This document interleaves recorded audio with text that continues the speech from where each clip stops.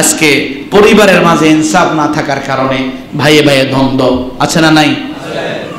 আমাদের সবচাইতে বড় সমস্যা নেতৃত্বে আমাদের পরিবারের মাঝে ভিত দুর্বল। আপনি বাবা, আপনি দুই সন্তানকে কি করে দুই চোখে দেখেন?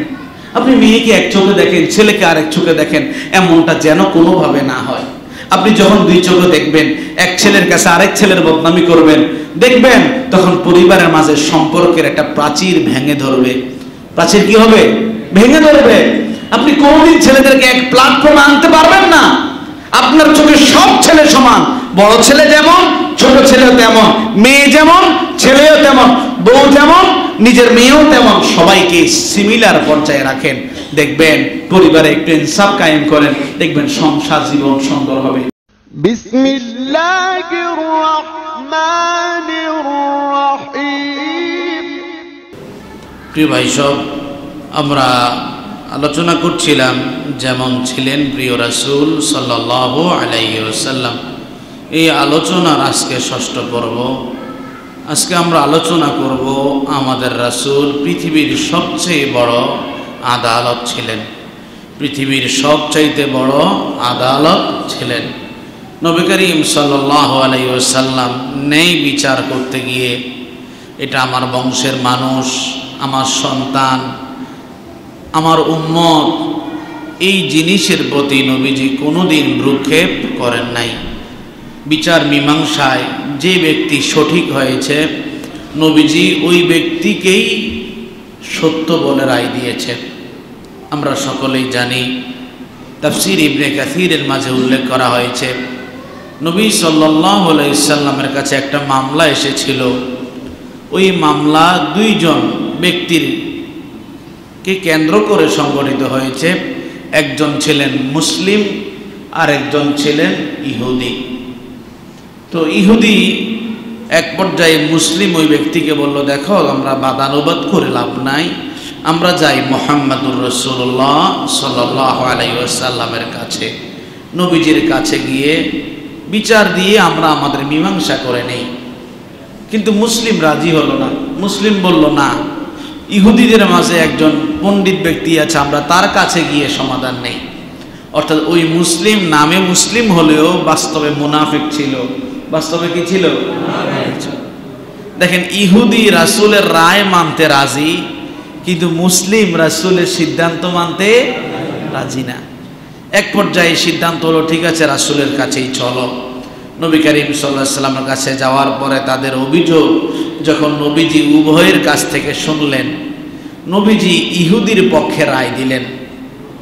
কার পক্ষে রায় দিলেন? সুবহানাল্লাহ বলবেন না? অথচ ওই ব্যক্তিটা রাসূলের উম্মত, রাসূলের হাতে হাত রেখে ঈমান এনেছে। নবীজি ওই ব্যক্তির পক্ষে রায় দেন নাই, নবীজি ইহুদির পক্ষে রায় দিয়েছেন। এক পর্যায়ে ওই মুসলিম নামদারি মুনাফিক যখন রাসূলের রায় শুনল, সে অসন্তুষ্ট হয়ে হযরতে ওমরে ফারুক রাদিয়াল্লাহু আনহুর কাছে গেল। ওমরে ফারুক রাদিয়াল্লাহু আনহু যখন শুনলেন যে এই বিচার রাসূল একবার করেই দিয়েছেন, তখন তিনি বলেন, একটু অপেক্ষা করো। ভিতর থেকে তরবারি এনে ওই মুনাফিকের গর্দান উড়িয়ে দিলেন। পুরো মদিনায় এই সংবাদ সয়লাব ঘটে গেল যে ওমর একজন মুসলিমকে হত্যা করেছে। সাথে সাথে আল্লাহ আয়াত নাজিল করে দিলেন যে আমার ওমর কোনো মুসলিমকে হত্যা করে নাই, আমার ওমর একজন মুনাফিককে হত্যা করেছে। সুবহানাল্লাহ বলবেন না? তাহলে রাসূলের ন্যায় পরায়ণতা দেখেছেন? এই জন্য আমাদের রাসূল ছিলেন পৃথিবীর সর্বশ্রেষ্ঠ আদালত। এই জন্য আমরা আজকে কথা বলবো আদালতদারিতা কাকে বলে, ন্যায় পরায়ণতা কি, ইসলামে ন্যায় পরায়ণতার গুরুত্ব কি, এবং আমাদের প্রিয় রাসূল কেমন ন্যায় পরায়ণ ছিলেন। আমরা এই প্রসঙ্গে নবীজির হাদিস থেকে কিছু ঘটনা উল্লেখ করব ইনশাআল্লাহ। প্রিয় ভাইরা, ন্যায় পরায়ণতাকে আরবিতে আদালত বলে। কি বলে? আদলুন শব্দের অর্থ হলো ন্যায় পরায়ণতা। আমাদের বাংলা ভাষায় অনেকগুলো আরবি শব্দ বাংলায় ব্যবহার হয়, এই জন্য আমাদের দেশের আদালতগুলোকেও ওই বাংলাটাই আরবিতে লেখা হয় কি আদালত। কি লেখা হয়? কিন্তু আদালত শব্দের অর্থ হলো সুবিচার করা। সমান এবং নিরপেক্ষতা, ইনসাফ ভিত্তিক বিচার মীমাংসা করা। ইসলামী শরীয়তের পরিভাষায় যে হক বা যে বিষয় যে হকদার তাকে তার প্রাপ্য হক বুঝিয়ে দেওয়াটাই হচ্ছে আদালত। যে যে বিষয়ে হকদার তাকে তার প্রাপ্য বুঝিয়ে দেওয়াটা কি আদালত। কোরআনুল কারীমে প্রায় 14 জায়গায় এই আদালতের ব্যাপারে আল্লাহ তাআলা সরাসরি শব্দ দিয়ে বান্দাকে নির্দেশ করেছেন, হে বান্দা তুমি ন্যায়পরায়ণ হও। তুমি কি হও? কারণ পৃথিবীতে সবচেয়ে বড় যে বিষয়ের অভাব সেটা হলো ন্যায়পরায়ণতা। সেটা কি? আমি কি ভুল বললাম? একটু নিজের সাথে মিলাইয়েন।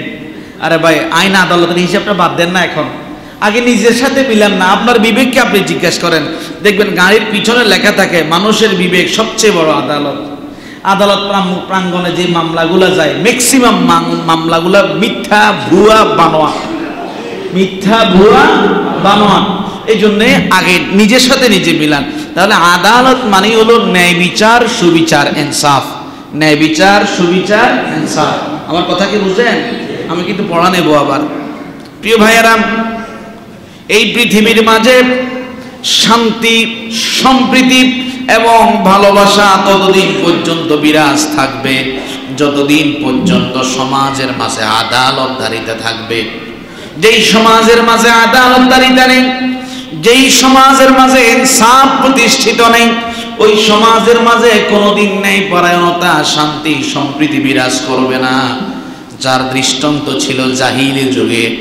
জাহিলি যুগে গোত্রের মানুষ, জনপদের মানুষ সামান্য ঘোড়ার দৌড়কে কেন্দ্র করে একে অপরের মাঝে যুদ্ধ বিরাজ হতো। বছরকে বছর যুদ্ধ হতো, বিনা কারণে মানুষের মৃত্যু ঘটত। কিন্তু মুহাম্মাদুর রাসূলুল্লাহ সাল্লাল্লাহু আলাইহি ওয়াসাল্লাম এই পৃথিবীতে যখন আগমন করলেন, আল্লাহ তাআলা মুহাম্মাদুর রাসূলুল্লাহ সাল্লাল্লাহু আলাইহি ওয়াসাল্লামের মধ্য দিয়ে এমন একটা সুন্দর ইসলামী রাষ্ট্র প্রতিষ্ঠা করলেন যেখানে ইহুদি হওয়ার পরেও রাসূলের পক্ষ থেকে আদালতদারিতা পেয়েছে। এই জন্য আল্লাহ তাআলা পৃথিবীতে যত নবী এবং রাসূল পাঠিয়েছেন, মনে রাখেন পৃথিবীতে যত নবী এবং রাসূল এসেছেন, প্রত্যেক নবী এবং রাসূলের প্রতি আল্লাহর পক্ষ থেকে নির্দেশ ছিল, ও নবী এবং রাসূলেরা তোমাদেরকে কিতাব দিয়েছি আমি এই জন্যে যেন এই কিতাব দিয়ে তোমরা ইনসাফ প্রতিষ্ঠা করতে পারো। এই কিতাব দিয়ে কি প্রতিষ্ঠা করবে? আল্লাহ তাআলা কোরআনুল কারীমে সূরাতুল হাদীদের 25 নং আয়াতে বলছেন, লাকাদ আরসালনা রুসুলানা বিল বায়িনাতি ওয়া আনজালনা মাআহুমুল কিতাবা ওয়াল মিজানা লিয়াকুমান নাসা বিল কিসত। আল্লাহ তাআলা বলছেন, আমি যুগে যুগে নবী এবং রাসূল পাঠিয়েছি, নবী এবং রাসূলের সাথে আমি কিতাব দিয়েছি, সহিফা দিয়েছি, আসমানি গ্রন্থ দিয়েছি, যেন তারা মানুষদের মাঝে বিচার মীমাংসা করতে গিয়ে সত্য এবং মিথ্যার মাঝে ইনসাফ করতে পারে, যেন তারা সমগ্র জাতি এবং গোষ্ঠীর মাঝে ন্যায়পরায়ণতার দৃষ্টান্ত স্থাপন করতে পারে। এই জন্য আমি আল্লাহ তাআলা যুগে যুগে নবী এবং রাসূল পাঠিয়েছি। আমরা সকলে হযরত নূহ আলাইহিস সালাতু ওয়াস সালামের কথা জানি। নূহ আলাইহিস সালাতু ওয়াস সালামের নিজের আপন সন্তান কেনান একজন মুশরিক ছিল। বাবা নবী হওয়ার পরেও সন্তান বাবার প্রতি ঈমান আনে নাই। নূহ আলাইহিস সালাতু ওয়াস সালাম যখন জাতির মাঝে দীর্ঘ সময় ধরে দ্বীনের দাওয়াত দিলেন, জাতি যখন ঈমান আনে না, আল্লাহ তাআলা নির্দেশ দিলেন, নূহ তুমি একটা নৌকা বানাও, কিস্তি বানাও, ওই কিস্তির মাঝে যারা ঈমান এনেছে তাদেরকে উঠাও, আমি আল্লাহ তাআলা পুরো জমিনকে প্লাবন দিয়ে ধ্বংস করে দেব। আল্লাহ তাআলার সিদ্ধান্ত অনুযায়ী নূহ নবী কিস্তি বানানো শুরু করলেন। নৌকা বানানো হয়ে গেল। নূহ আলাইহিস সালাতু ওয়াস সালামের কলিজার টুকরা সন্তান কেনান মুশরিক। যেহেতু সন্তান মুশরিক, মুমিন ছাড়া কেউ নৌকা উঠতে পারবে না, হযরত নূহ আলাইহিস সালাতু ওয়াস সালাম কলিজার টুকরা সন্তানকে মায়ার স্বরে ডাক দিলেন, ও প্রিয় সন্তান, তুমি ঈমান এনে নৌকার মাঝে উঠে যাও। ঈমান না আনলে তোমাকে নৌকায় উঠানো, আমি নবী হওয়ার পরেও, তুমি আমার সন্তান হওয়ার পরেও নৌকা উঠানো আমার জন্য বৈধ হবে। আল্লাহ তাআলা কুরআনুল কারীমে সূরাতুল হুদের 41 থেকে 45 নং আয়াতে বলছেন, ওয়াকালা রকাবু ফিহা বিসমিল্লাহি মাজরিহা ওয়া মুরসাহা ইন্না রাব্বি লাগফুরুর রাহিম ওয়া হিয়া তাজরি বিহিম ফি মাওজিন কাল জিবাল ওয়া নাদা নূহ ইবনুহু ইয়া বুনাইয়া রকাব মা'না ওয়া লা তাকুম মা'আল কাফিরিন। আল্লাহ তাআলা বলছেন, নূহ নবী তার উম্মতদেরকে বললেন, ও আমার উম্মতরা নৌকায় উঠো। উম্মতরা যখন নৌকার মাঝে উঠে গেল, নৌকা যখন জমিনের মাঝে সম্পূর্ণ শুকনো জমিন প্লাবন শুরু হয়ে গেল, নৌকা এবার সমুদ্রের দরিয়ার পানি যেরকম গড়ায়, ওই জাহাজ যেরকম গড়াতে শুরু করে পানির উপরে চলতে লাগলো। পাহাড় সমপরিমাণ ঢেউ যখন নৌকার সামনে আসতো, পাহাড় সমপরিমাণ পানি ছিঁড়ে নৌকা গমন শুরু করলো। সন্তান ওই সময় বাবা আহ্বান করলো, হে আমার কলিজার টুকরা সন্তান, ঈমান এনে তুমি আবার আমাদের সাথে নৌকায় আরোহণ করো, তুমি মুশরিক থেকে যেও না। সন্তান সাথে সাথে বাবাকে জবাব দিল। আল্লাহ বলছেন, ক্বালা সাআবি ইলা জাবালি ইয়াসিমুনি মিনাল মা ক্বালা লা আসিমাল ইয়াওমা মিন আমরিল্লাহি ইল্লা মান রাহিম ওয়া হালা বাইনাহুমাল মাওজু ফাকানা মিনাল মুগরাকিন।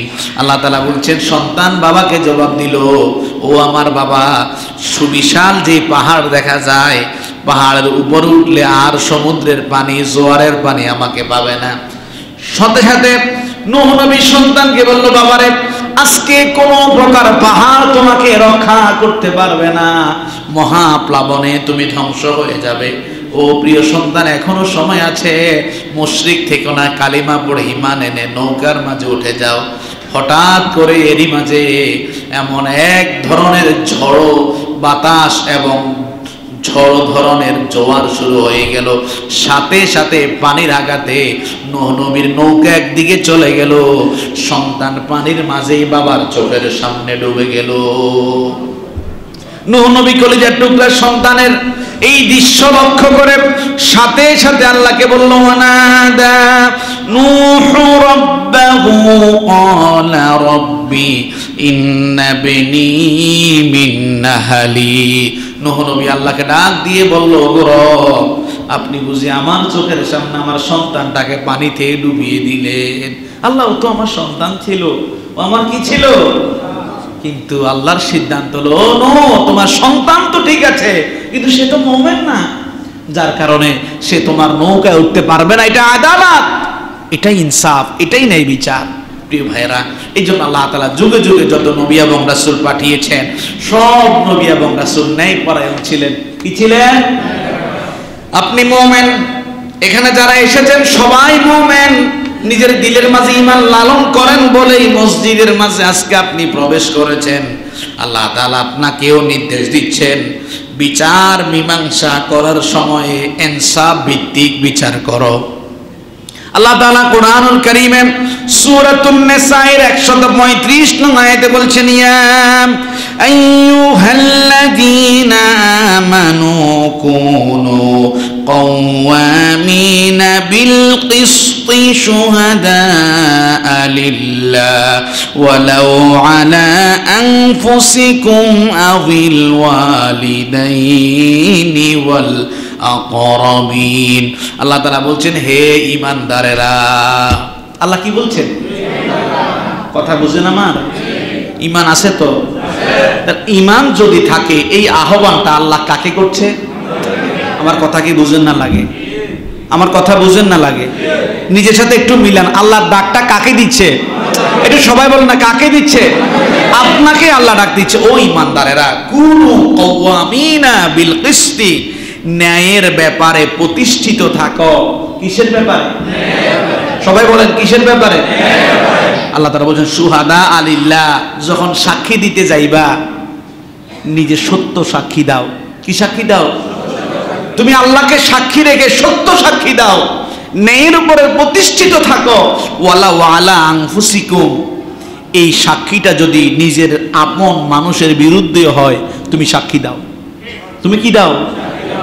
আবিল ওয়ালিদাইন, যদি মা বাবার বিরুদ্ধেও সাক্ষীটা চলে যায় তুমি সত্য সাক্ষী দাও। ওয়াল্লাহ করাবিন, নিজের আপনজন মানুষও যদি হয়, সে তোমার খুব কাছের, খুব প্রিয়, খুব ঘনিষ্ঠ, এরপরেও তুমি ন্যায় থেকে বিচ্যুত হয়ে যেও না, তুমি আল্লাহর জন্য সত্য সাক্ষী দাও। কার নির্দেশ? আল্লাহ তাআলা বলছেন, হে ঈমানদারেরা, তোমরা ন্যায়ের উপরে প্রতিষ্ঠিত থাকো এবং আল্লাহর জন্য সত্য সাক্ষী দাও। এই সাক্ষীটা যদি তোমার নিজের বিরুদ্ধেও যায়, নিজের মা বাবার বিরুদ্ধেও যায়, নিজের আপনজনের বিরুদ্ধেও যায়, চলে যাক। তুমি যদি ঈমানদার হও, আমি আল্লাহর নির্দেশ হলো তুমি ন্যায় প্রতিষ্ঠার জন্য সত্য সাক্ষ্য দেবে। কার কথা? কার কথা? এ নিয়ে সন্দেহ হয়? সত্য সাক্ষ্য দেওয়া লাগবে, ন্যায়ের উপরে প্রতিষ্ঠিত থাকা লাগবে। আল্লাহ তাআলা কোরআনুল কারীমে সূরাতুল মায়েদার ৮ নং আয়াতে বলছেন, ইয়া আইয়ুহাল্লাযীনা আমানু কুনু কাওয়ামিনা লিল্লাহি শুহাদাআ বিল কিসত ولا يجرمنكم شنآن قوم على ألا تعدلوا اعدلوا هو أقرب للتقوى واتقوا الله إن الله خبير بما تعملون। আল্লাহ তাআলা বলছেন, হে ঈমানদারেরা, তোমরা তোমাদের রবের জন্য সত্য সাক্ষ্য দাও, ন্যায়ের উপরে প্রতিষ্ঠিত থাকো। ও মোমেন শোনো, তুমি ন্যায় বিচার করতে গিয়ে কোন জনগোষ্ঠীর প্ররোচনা যেন তোমাকে প্ররোচিত না করে। কার কথা? তার মানে বোঝা গেল, আপনি যদি আইনজীবী হন, আপনি যদি জজ হন, আপনি যদি সমাজের বিচারপতি হন, বিচার মীমাংসা করতে গিয়ে কোনো না কোনো পক্ষ আপনাকে প্ররোচনা দিবে। কথা কি বুঝে না লাগে? কথা বুঝেন আমার? এই কথাটা কার কথা?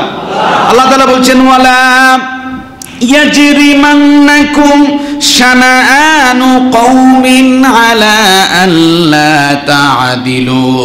ও মোমেন শোনো, বিচার মীমাংসা করার সময় কোন জনগোষ্ঠীর, কোন জনপদের, কোন ব্যক্তির প্ররোচনায় যেন তুমি প্ররোচিত না হও। সাবধান, তুমি ইনসাফ প্রতিষ্ঠা করো, ন্যায়ের সাথে বিচার করো, পূর্ণ আদালত প্রতিস্থাপন করো। মনে রেখো, তুমি যত বড় আল্লাহওয়ালা হও, যদি ন্যায় বিচার করতে পারো, এই ন্যায় বিচার তাকওয়ার অধিকতর কাছে। ওয়াত্তাকুল্লাহ, সাবধান, আল্লাহকে ভয় করো। তুমি যে বিচার করছো, আল্লাহ সব কিছু জানে।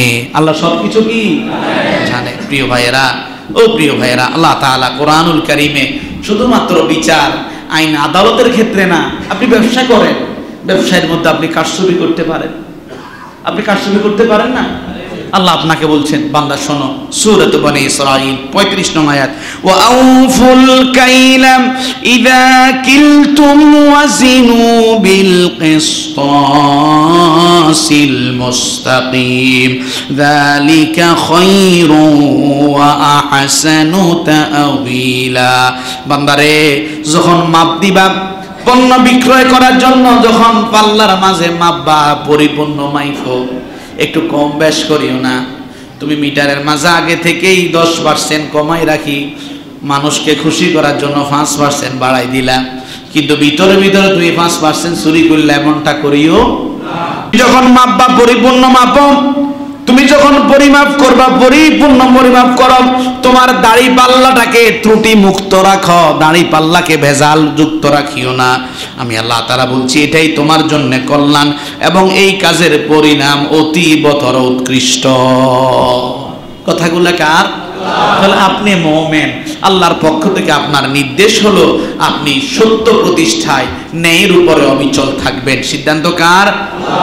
আল্লাহর। প্রিয় ভাইয়েরা, প্রিয় ভাইয়েরা, ন্যায় প্রতিষ্ঠার আদালতের 3 নম্বর গুরুত্ব হলো যেই জনপদে, যেই দেশে, যে কওমে, যে পরিবারে ন্যায় ইনসাফ থাকে, ওই পরিবারে, ওই জনপদে, ওই রাষ্ট্রে আল্লাহ বরকত ঢেলে দেয়।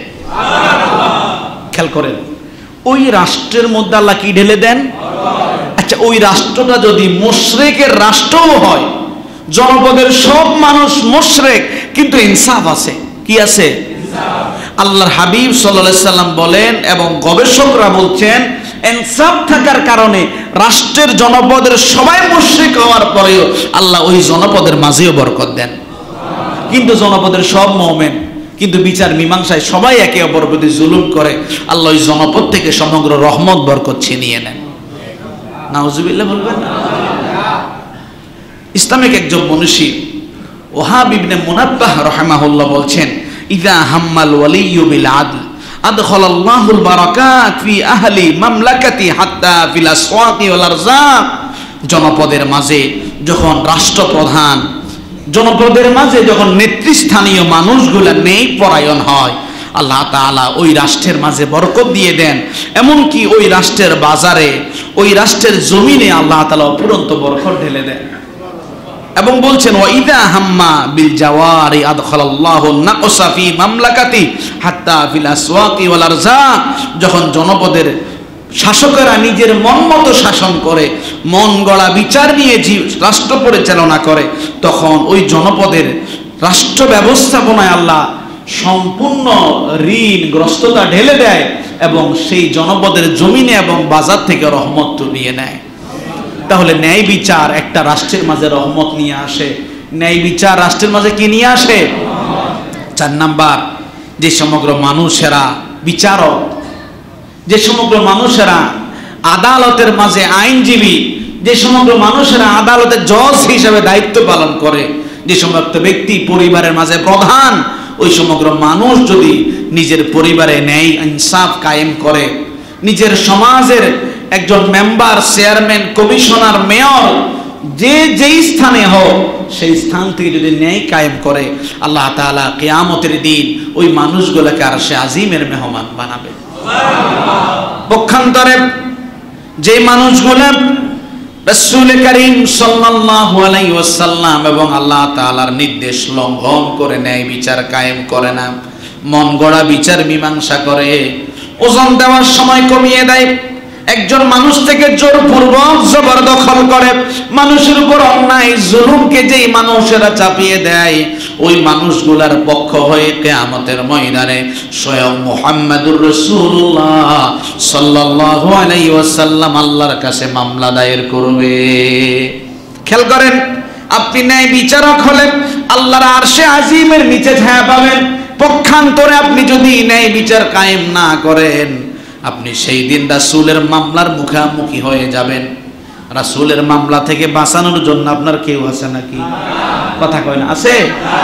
হাদিস শরীফে উল্লেখ করা হয়েছে, আবু দাউদ শরীফের হাদিস, রাসূল করিম সাল্লাল্লাহু আলাইহি সাল্লাম বললেন, আলা ও আমার উম্মতেরা সাবধান, মান যালামা মুআহিদান, যে ব্যক্তি মানুষের সাথে চুক্তিবদ্ধ হলো আবার চুক্তি লঙ্ঘন করে ফেললো, আও ইনতাকাসা, কিন্তু কোন মানুষকে পণ্য দেওয়ার সময় কিংবা সে কমিয়ে দিল, আও কাল্লাফাহু ফাওকা তাকা, কিন্তু কোন মানুষকে আবার কোনো কিছুর প্রাপ্য পরিমাণ দেওয়ার সময় তার এই জিনিসটার ভার বহন করার সে যোগ্য না, তাকে চাপিয়ে দিল, আও আখাযা মিনহা শাইআন বিগাইরি তাইয়িব, আবার কোন মানুষ থেকে জুলুম করে কোন জিনিস ছিনিয়ে নিল, ওজনে কম দিল, মানুষের উপরে চাপিয়ে দিল কিংবা ছিনিয়ে নিল, কিংবা চুক্তিবদ্ধ হওয়ার পরে চুক্তি লঙ্ঘন করলো, ফাআনা হাজিজুহু ইয়াউমাল কিয়ামা, আমি আল্লাহর নবী বলছি ওই সমগ্র মানুষগুলার বিরুদ্ধে আমি নবী সেই দিন নিজে বাদী হব। আর আপনি যদি ন্যায় পরায়ণ হন, হযরত আমর ইবনে আস রাদিয়াল্লাহু আনহু হাদিস বর্ণনা করেন, মুসলিম শরীফের হাদিস, ইন্নাল মুকসিতিনা ইনদাল্লাহি আলা মানাবিরি মিন নূরিন আন ইয়ামিনির রহমানি আযজা ওয়া জাল্লা, সেই দিন হাসরের ময়দানে আল্লাহ নূরের মিম্বর স্থাপন করবেন। যারা ন্যায় পরায়ণতার সাথে জীবন অতিবাহিত করেছে নিজের কর্তৃত্বাধীন সমগ্র বিষয় ন্যায়পরায়ণ ছিল, আল্লাহ তাআলা সেই দিন ওই ন্যায়পরায়ণ মানুষগুলাকে নিজের মিম্বরের ডান পাশে বসাবে। শুধু তাই নয়, আল্লাহ তাআলার হাবিব মুহাম্মদুর রাসূলুল্লাহ সাল্লাল্লাহু আলাইহি ওয়াসাল্লাম বলেন, ওই দিন তাদের মতো সম্মানিত পৃথিবীর কোনো মানুষ হবে না। তাহলে ন্যায় বিচার করা লাগবে। কি করা লাগবে? ও ভাই, যদি ন্যায় বিচার না থাকে, যদি ন্যায় বিচার না থাকে, আপনি শহীদ হলেও সওয়াব পাবেন না। কথা বুঝলেন? আল্লাহর রাস্তায় আপনি জীবন দিয়েছেন, আপনি আল্লাহর রাস্তায় মারা গিয়েছেন, কিন্তু ন্যায় বিচার আপনার কাছে নাই, ইনসাফ আপনার কাছে নাই, আপনার কাছে ধোঁকাবাজি, বিশ্বাসঘাতকতায় জীবনটা ভরপুর, আল্লাহ আপনাকে জান্নাত দেবে না। হাদিস শরীফ থেকে শুনেন, হযরত ওমর বিন খাত্তাব রাদিয়াল্লাহু আনহু হাদিস বর্ণনা করেন, তিরমিজি, মুসলিম, মুসনাদে আহমদ, 3 কিতাবে একই হাদিস আনা হয়েছে। তিনি বলেন, লাম্মা কানা ইয়াউমু খায়বার, আমরা একদিন খায়বারের যুদ্ধের মাঝে ছিলাম। আকবালা নাফারাম মিন আসহাবে বিহিন নবী সাল্লাল্লাহু আলাইহি ওয়াসাল্লাম, ওই সময় রাসূল করিম সাল্লাল্লাহু আলাইহি ওয়াসাল্লামের কাছে খায়বার থেকে একদল সাহাবীরা আসলো। কালু, ওই সাহাবীরা বলা বলি করলো, ফুলানুন শহীদ, অমুক ব্যক্তি খায়বারের যুদ্ধে শহীদ হয়ে গিয়েছে। কতই না ভাগ্যবান এই মানুষটা, ইসলাম কায়েম করতে গিয়ে জীবন বিলীন করে দিয়েছে। রাসূল করিম সাল্লাল্লাহু আলাইহি সাল্লাম ওই সাহাবীদেরকে লক্ষ্য করে বললেন, কাল্লা, ওই মানুষটা কখনো জান্নাতি হবে না। কেন জানোনি? ইন্নী রাআইতুহু ফিন্নার, আমি নবী নিজে তাকে জাহান্নামের মাঝে দেখেছি। খেয়াল করেন, নবীর পক্ষে দেখা সম্ভব কি সম্ভব না? সম্ভব কি সম্ভব না? কেন তাকে জাহান্নামে দেখেছি? শোনো, ফি দুবরাতিন গাল্লাহা, কেননা শোনো, সে যুদ্ধের গনিমত থেকে একটা চাদর চুরি করেছিল। গনিমতের মাল থেকে কি চুরি করছে? খেয়াল করেন, গনিমতের মাল বন্টন হয়ে গেলে যেটা আপনাকে দিয়েছে এটার মালিক আপনি, কিন্তু গনিমতের মাল থাকা অবস্থায় বন্টিত হওয়ার আগে আপনি নিলে আপনি ভালো মানুষ না চোর? তাহলে একটা চাদর চুরি করার কারণে ওই মানুষটা শহীদ হওয়ার পরেও কোথায়? জাহান্নামে। তাহলে আপনাকে ইনসাফ করা লাগবে। রাষ্ট্রীয় সম্পদ, আপনি দায়িত্বশীল, আপনার কাছে এসেছে, তার মানে এটা সব আপনার খাটের তলে রাখবেন, সব আপনার কোথায় রাখবেন? খাটের তলে রাখবেন, এবং আপনার কাছের মানুষগুলাকে দেবেন, সাধারণ দুস্থ অসহায়কে দেবেন না। এটা ইনসাফ না, এটা জুলম। এই জন্য ইনসাফ কায়েম করা লাগবে, তাহলে আপনি হবেন সম্মানিত। আর যে ব্যক্তি বিচার মীমাংসায় ন্যায়পরায়ণ হয়, ওই মানুষটা ন্যায়পরায়ণ হওয়ার কারণে সে জান্নাতি হয়ে যাবে। হাদিস শরীফে উল্লেখ করা হয়েছে, হযরত বুরাইদা রাদিয়াল্লাহু আনহু হাদিস বর্ণনা করেন। তিনি বলেন, হাদিসটা আমার কাছে আমার আব্বা বর্ণনা করেছে। আমার আব্বা মুহাম্মদুর রাসূলুল্লাহ সাল্লাল্লাহু আলাইহি ওয়াসাল্লাম থেকে জেনেছে। আবু দাউদ শরীফের হাদিস। নবীজি বলছেন, আল কুদাতু সালাসা, বিচারক 3 ধরনের হয়। কয় ধরনের? কথা কি বুঝেন? এই বিচারক 3 ধরনের হয়, এই কথাটা কি আমার না রাসূলের? তাহলে সবাই বলেন, বিচারক কয় ধরনের? নবীজি বলছেন, ওয়াহিদুন ফিল জান্নাহ, এক প্রকার জান্নাতি, ওয়া ইথনানি ফিন্নার, বাকি 2 প্রকার জাহান্নামী। জান্নাতি কারা, জাহান্নামী কারা? নবীজি বলেন, ফা আম্মাল্লাযীনা ফিল জান্নাহ, জান্নাতি বিচারক হলো তারা, ফারাজুলুন আরাফাল হাক্কা ফাকাদা বিহি, যে সমগ্র বিচারকরা সমগ্র কিছু যাচাই বাছাই করে, সত্য জানার পরে সত্যের উপরে রায় দেয়। আমি নবী ঘোষণা দিলাম, ওই বিচারকরা যেন জান্নাতি। নবীজি বলেন, ওয়ারাজুলুন আরাফাল হাক্কা ফাজারা ফিল হুকমি ফাহুয়া ফিন্নার, আরেক প্রকারের বিচারক যারা জাহান্নামী, যারা বিচার মীমাংসায় সব সত্য জানার পরেও কিছু কিছু জনগোষ্ঠী কিংবা অর্থের কাছে বিক্রি হয়ে জুলুমপূর্ণ রায় প্রদান করে, তারা জাহান্নামী। ওয়ারাজুলুন কাদালিন নাসি আলা জাহলিন ফাহুয়া ফিন্নার, কিছু কিছু বিচারক সত্যও জানতে চায় না, নিজের মন গড়া রায় দিয়ে দেয়, তারাও জাহান্নামী। ও প্রিয় ভাই, আজকে আদালত প্রাঙ্গণে যান। আজকে আদালত প্রাঙ্গণে গেলে নিরপরাধ মানুষের কান্নায় মনে হয় যেন ওই জমিনটাও কাঁদে। আমার একজন মুসল্লি ওই দিন আমাকে বললেন, হুজুর মিথ্যা মামলায় আমার 3টা ছেলেকে ফাঁসানো হয়েছে। আমি যখন বললাম, ভাইজান ছেলেগুলাকে তো বের করা দরকার, 15 দিন পরে বের করলে 60,000 টাকা, 15 দিন আগে যদি বের করতে চান 1 লক্ষ টাকা দেওয়া লাগবে। আচ্ছা, টাকা দিলে আপনার ছেলে বাইর হবে, টাকা না দিলে বাইর হবে না, এটা কি ইনসাফ না বেইনসাফ? আজকে দেখবেন আপনি বিপদে পড়েন, আপনি একটু আদালতের প্রাঙ্গণে গিয়ে দেখেন, মামলা একটার পরে একটা, একটার পরে একটা, একটার পরে একটা, মামলাই যেন আপনার জীবন থেকে শেষ হয় না। কিছু কিছু মানুষ সারা জীবন মামলা টানে। ও ভাই, যারা মামলা করে, যারা আসামি হয়ে যায়, যারা সেখানে এই দায়িত্বগুলো পরিচালনা করে, সবাই কি আসমান থেকে নাজিল হওয়া মানুষ নাকি আল্লাহর সৃষ্টিজীব? এই কথাগুলো কি তাদের জন্য প্রযোজ্য না? কথা বলেন, প্রযোজ্য না? আল্লাহর হস্তে যদি কোনো ভেজাল হয়, মীমাংসা মিটমাট সমাজে শেষ করিয়েন, আল্লাহর হস্তে আদালতে যাইয়েন না। আপনিও প্রতারণার শিকার হবেন, যে যাবে সেও ভুক্তভোগী হবে। আল্লাহ বুঝদান করুক, সকলে বলি আমিন। এখন আসেন, আদালত, বিচার, ন্যায়পরায়ণতা 4 প্রকার। কয় প্রকার? 1 নম্বর আল আদলু ফিল হুকুম, বিচার কার্য করতে গেলে ন্যায় বিচার করা। 2 নম্বর আল আদলু ফিল কওল, কথা বলার সময় ন্যায়সঙ্গত কথা বলা। 3 নম্বর আল আদলু ফিল ফিদিয়া, লেনদেনের সময় যথাসময়ে যথাযথ লেনদেন করা, এটা আদালত। এবং 4 নম্বর আল আদলু ফিদ দ্বীন, দ্বীনের ব্যাপারে আদালত। দ্বীনের ব্যাপারে আদালত হলো যে আপনি দ্বীনদারিতার ক্ষেত্রে শিরিক করতে পারবেন। তাহলে আল আদলু ফিল হুকুম, বিচার মীমাংসায় যখন বিচারক হয়ে কোথাও যাবেন, আপনাকে ন্যায়পূর্ণ বিচার করা লাগবে। ও প্রিয় ভাই, এই দুনিয়ার হায়াতটা খুবই সংক্ষিপ্ত। এই দুনিয়ার হায়াতটা খুবই সংক্ষিপ্ত। সংক্ষিপ্ত হায়াত আল্লাহ তাআলা আপনাকে দিয়েছেন। অবৈধভাবে 1 পয়সাও যদি উপার্জন করেন, আল্লাহর নবী বলেন 1 ফোঁটা রক্ত যদি শরীরের মাঝে অবৈধ পয়সা দিয়ে তৈরি হয়, ওই শরীর কোনোদিন জান্নাতে যাবে না। আজকে বিচার প্রাঙ্গণে যান, আদালত প্রাঙ্গণে যান, ন্যায় বিচার কোথায়? যেই মানুষগুলা আদালত প্রাঙ্গণে গিয়ে দৌড়াদৌড়ি করেছে, ওই মানুষগুলার কাছে মনে হবে পৃথিবীতে গজব আসার কিছু অপেক্ষা আছে।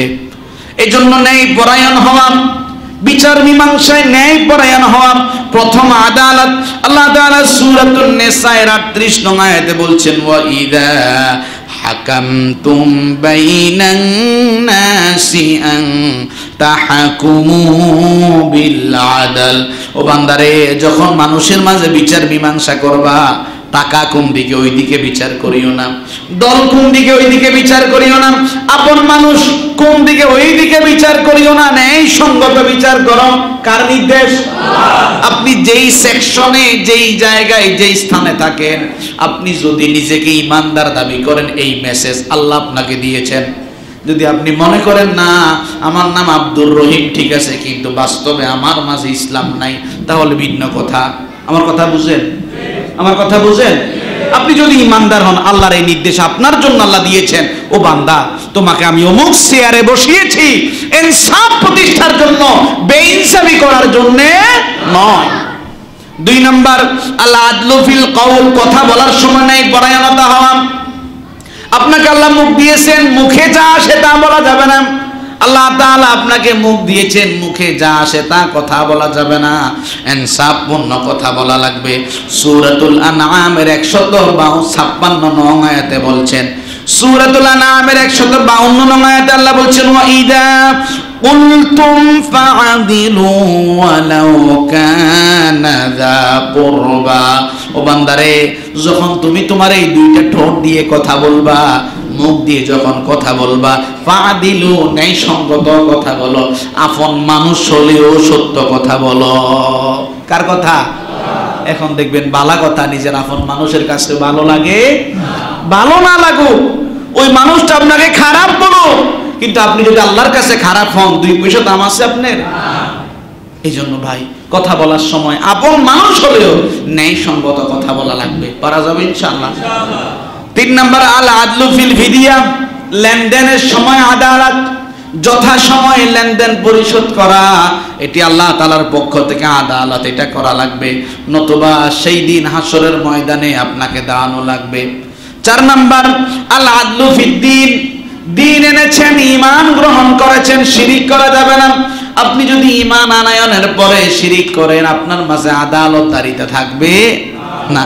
এখন আসেন, আমাদের প্রিয় রাসূল কেমন আদালতদার ছিলেন। হাদিস শরীফে উল্লেখ করা হয়েছে, আব্দুল্লাহ ইবনে মাসউদ রাদিয়াল্লাহু আনহু হাদিস বর্ণনা করেছেন, মুসনাদে আহমদের হাদিস। মনোযোগ আছে তো? মুসনাদে আহমদের হাদিস। আব্দুল্লাহ ইবনে মাসউদ রাদিয়াল্লাহু আনহু বলেন, কুন্না ইয়াউমা বাদারিন কুল্লা 30 আলা বাঈর। বদরের যুদ্ধের দিনে এক একজন সাহাবীদের কাছে, 3 জন সাহাবীর কাছে একটা উট ছিল। অর্থাৎ বদর প্রাঙ্গণে, মদিনা থেকে বদর প্রাঙ্গণে যাবে 3 জন সাহাবীর জন্য একটা উট, অর্থাৎ একটা বাহনে করে 3 জন যাওয়া লাগবে। ওয়াকানা আবু লুবাবা ওয়া আলী বিন আবি তালিব জামিলি রাসূলুল্লাহ সাল্লাল্লাহু আলাইহি ওয়াসাল্লাম। তিনি বলছেন, ওই সময়ে বদর প্রাঙ্গণে যাওয়ার সময় আমরা 3 জন রাসূলের সাথে ছিলাম। একজন হলো আবু লুবাবা, দ্বিতীয় জন হলো হযরতে আলী, তৃতীয় জন হলো মুহাম্মাদুর রাসূলুল্লাহ সাল্লাল্লাহু আলাইহি ওয়াসাল্লাম। আমরা 3 জন বদর প্রান্তরে যাব, একটা মাত্র উট সাথে নিয়ে রওনা হয়ে গেলাম। রাসূল কারীম সাল্লাল্লাহু আলাইহি ওয়াসাল্লাম যখন উটের উপরে ছিলেন, আমরা 2 জন উটকে টেনে টেনে রওনা হলাম। নবীজি উটের উপরে বসা, কিছু দূর যাওয়ার পরে নবীজি নেমে গেলেন। নেমে গিয়ে বললেন, ও আমার সাহাবীরা, এবার তোমরা উঠো, আমি উট টানি। সুবহানাল্লাহ বলবেন। সাহাবীরা, এবার তোমরা উটের উপরে উঠো, আমি উটটা টানি। সাহাবায়ে কেরাম হযরতে আবু লুবাবা এবং আবু তালেব বললেন, ইয়া রাসূলুল্লাহ, আপনি আল্লাহর নবী, আপনি নিচে উট টানবেন, আমরা বসে থাকবো, এটা তো সহ্য হয় না। ইয়া রাসূলুল্লাহ, আপনি উপরে বসে থাকেন, আমরা টেনে টেনে নিয়ে যাই। রাসূল কারীম সাল্লাল্লাহু আলাইহি ওয়াসাল্লাম বললেন, লা, তোমরা এই কাজ কখনো করো না। শোনো শোনো, মা আনতুমা বিআকওয়া মিন্নি, তোমরা মনে করেছো আমি দুর্বল হয়ে গিয়েছি। না না, আমি অনেক শক্তিশালী। তোমরাই উটের উপরে উঠো। ও আনা বিআগনা আনিল আজরি মিনকুমা।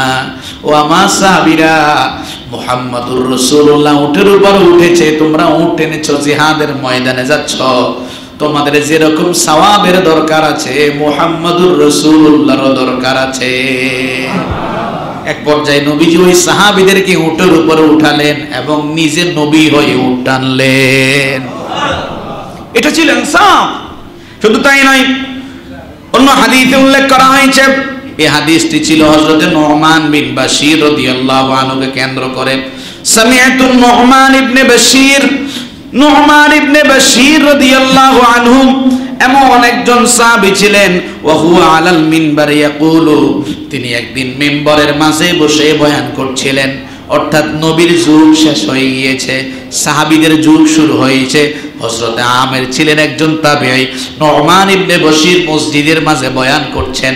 হযরতে আমের বলেন, নু'মান ইবনে বাশীরের বয়ান থেকে আমি শুনেছি, নু'মান বাশীর বললেন, আতানা আবি আতিয়া, আমার আব্বা আমাকে কিছু জায়গা দান করেছিলেন।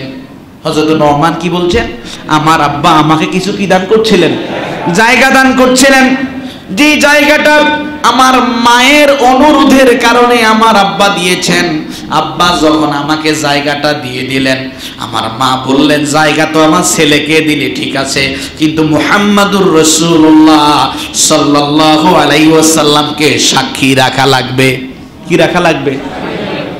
রাসূল কারীম সাল্লাল্লাহু আলাইহি ওয়াসাল্লামের কাছে হযরত নু'মানের আব্বা বাশীর রাদিয়াল্লাহু আনহু আসলেন। এসে বললেন, ইয়া রাসূলুল্লাহ, আমি আমার বিবির কথায় কলিজার টুকরা সন্তান নু'মানকে কিছু জায়গা দিয়েছি, তার মার কথা হলো আপনাকে সাক্ষী রাখা লাগবে। হযরত নু'মান রাদিয়াল্লাহু আনহু বলেন, আমার আব্বা যখন রাসূলের কাছে গিয়ে কথা বললেন, রাসূল বললেন, আ'তাইতা সাইরা ওয়ালাদিকা মিথলা হাযা। ও নু'মান ইবনে বাশীরের আব্বা, জায়গা তো তোমার সন্তান নু'মানকে দিলে ভালো কথা, তোমার তো আলো ছেলে সন্তান আছে, তাদের কেউ কি সমপরিমাণ জায়গা দিয়েছো নাকি? হযরত নু'মান ইবনে বাশীর বললেন, আমার আব্বা বলেছেন না, আমি আমার সকল সন্তানকে জায়গা দেই নাই, শুধুমাত্র নু'মানকে দিয়েছি আমার বিবির অনুরোধে। রাসূল কারীম সাল্লাল্লাহু আলাইহি সাল্লাম বলেছেন, ফাত্তাকুল্লাহ ওয়া আদিলু বাইনা আওলাদিকুম। ও নু'মান বিন বাশিরের আব্বা শোনো, সব সন্তানের মাঝে ইনসাফ কায়েম করো, কাউকে দিলে না, এমনটা যেন না হয়। আমি আল্লাহর রাসূল মুহাম্মদুর রাসূলুল্লাহ জুলুমের উপরে সাক্ষী হতে পারবো না। নবীজি বলছেন আমি সাক্ষী হতে পারবো না, এটা জুলুম। এই জন্য কেউ কোনো সন্তানকে দিলেন না, এমনটা করা যাবে না। প্রিয় ভাইয়েরা, শুধু তাই নয়, রাসূল কেমন ন্যায় পরায়ণ ছিলেন। হযরত সফওয়ান রাদিয়াল্লাহু আনহু হাদিস বর্ণনা করেন, আবু দাউদ শরীফের হাদিস। হযরত সফওয়ান রাদিয়াল্লাহু আনহু একজন কামা ছিলেন। কি ছিলেন? কথা কয় না, কি ছিলেন? হযরত সফওয়ান রাদিয়াল্লাহু আনহু একজন কামার ছিলেন। যুদ্ধের দামামা যখন বেজে উঠল, রাসূল কারীম সাল্লাল্লাহু আলাইহি ওয়াসাল্লাম হযরত সফওয়ানের কাছে গেলেন। সফওয়ান ওই সময় ঈমান আনে নাই, মুশরিক ছিল। রাসূল কারীম সাল্লাল্লাহু আলাইহি ওয়াসাল্লাম গিয়ে বললেন, ইয়া সফওয়ান হাল ইনদাকা মিন সিলাহ। ও সফওয়ান, তোমার কাছ থেকে কি কিছু বর্ম পাওয়া যাবে? তোমার কাছ থেকে কিছু বর্ম পাওয়া যাবে কি? সফওয়ান সাথে সাথে রাসূলকে বললেন, আরিয়া আম গসবা, তুমি কি আমার থেকে ধান নিতে চাও নাকি জোর করে নিতে চাও? রাসূল বললেন, লা আরিয়া, আমি তোমার থেকে জোর করে নেব না, ধান নিতে চাই। যুদ্ধের ময়দানে এগুলা ব্যবহার করব যুদ্ধ করার জন্য, আবার তোমাকে তোমার বর্ম ফিরিয়ে দেব। যুদ্ধের ময়দানে রাসূল কারীম সাল্লাল্লাহু আলাইহি সাল্লাম গেলেন। হযরত সফওয়ান থেকে 30 থেকে 40টা বর্ম নিলেন। যুদ্ধের ময়দানে জিহাদ করার পরে কিছু বর্ম যখন আনা হলো, সবগুলা বর্ম আনার পরে কিছু বর্ম খুঁজে পাওয়া গেল না, হারিয়ে গেল। রাসূল কারীম সাল্লাল্লাহু আলাইহি সাল্লাম হযরত সফওয়ানের কাছে গেলেন, সফওয়ান, সবগুলা বর্ম তো আমি এনেছি তোমার কাছ থেকে, কিন্তু দেওয়ার সময় কিছু কম হচ্ছে, কিছু বর্ম মনে হয় যেন হারিয়ে গিয়েছে। সফওয়ান, এটার জন্য তুমি জরিমানা স্বরূপ কিছু অর্থ নাও। কি স্বরূপ?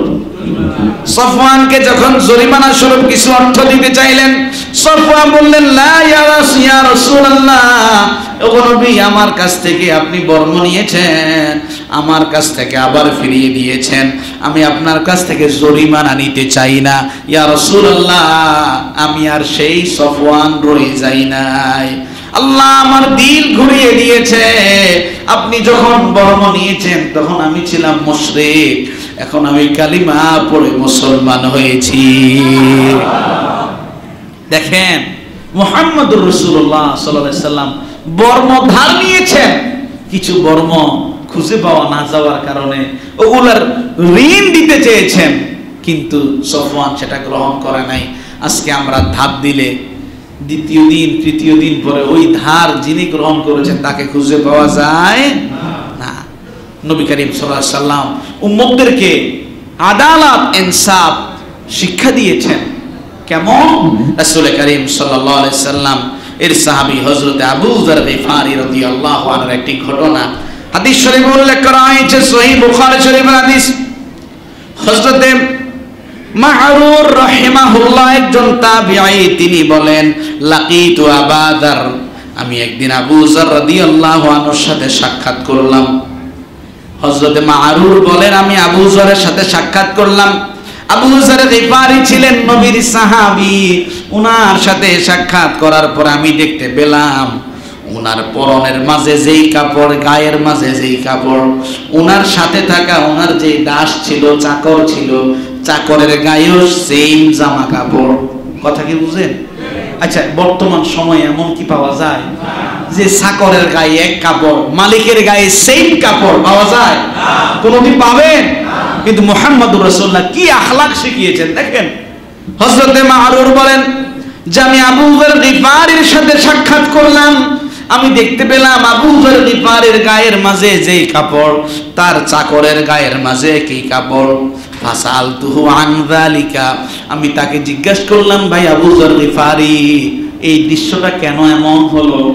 তোমার চাকরের গায়ে একই কাপড়, তোমার গায়ে একই কাপড়, কেন এমন হলো? তিনি বললেন, আমি কেন এমনটা করেছি শুনুন।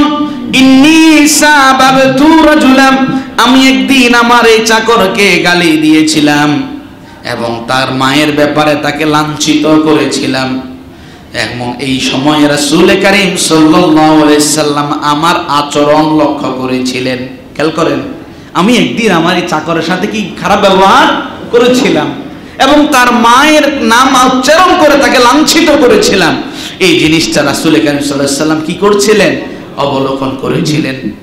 রাসূল করিম সাল্লাল্লাহু আলাইহি সাল্লাম সাথে সাথে আমাকে বললেন, আমরুন ফিকা জাহিলিয়া, ও আবু যর গিফারি, তোমার মাঝে এখনো জাহালাত রয়ে গিয়েছে, জাহিলি যুগের স্বভাব এখনো তোমার মাঝে পরিপূর্ণ আছে।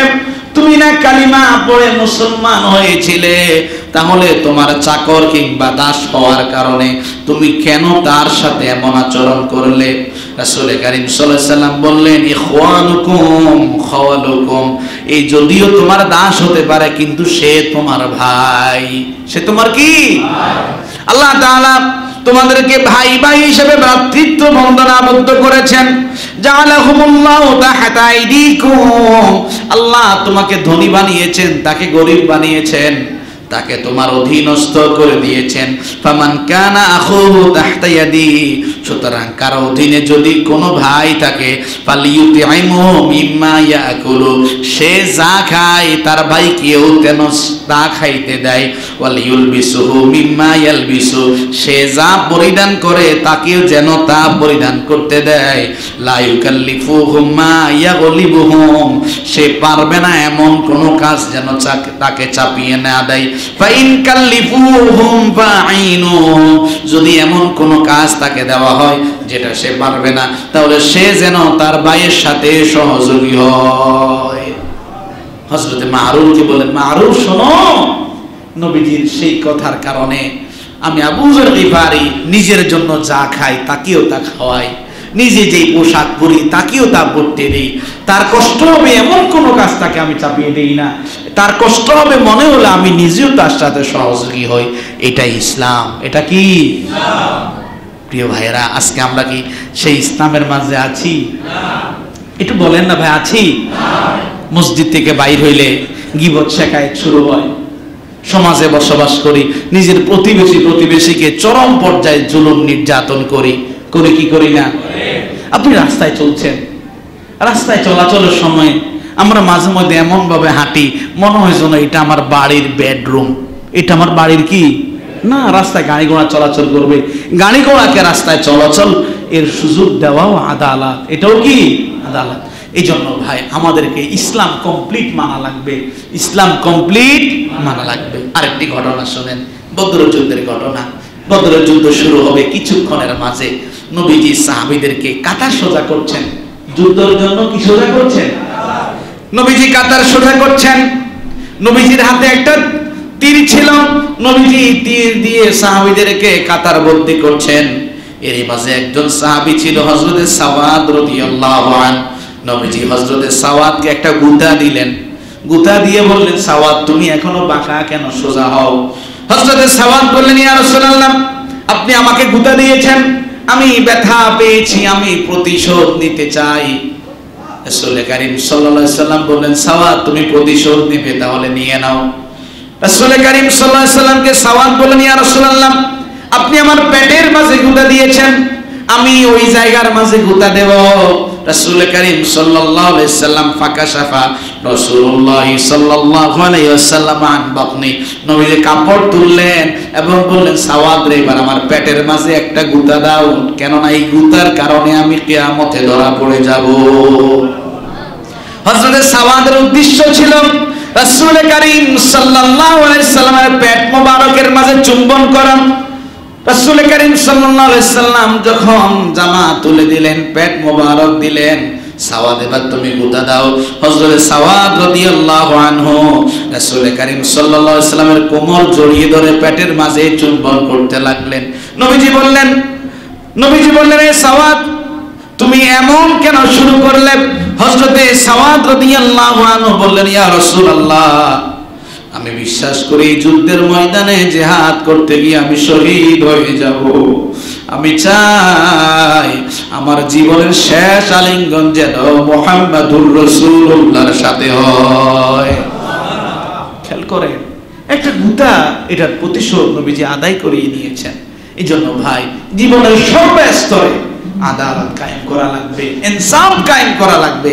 আজকে শুধুমাত্র মসজিদ থেকে ওয়াজটা শুনে গেলেন আর বাস্তব জীবনের মাঝে বিন্দুমাত্র প্রয়োগ করলেন না, তাহলে এটা কি আল্লাহর সাথে তার হাবিবের সাথে গোস্তাকি এবং বিশ্বাসঘাতকতা নয়?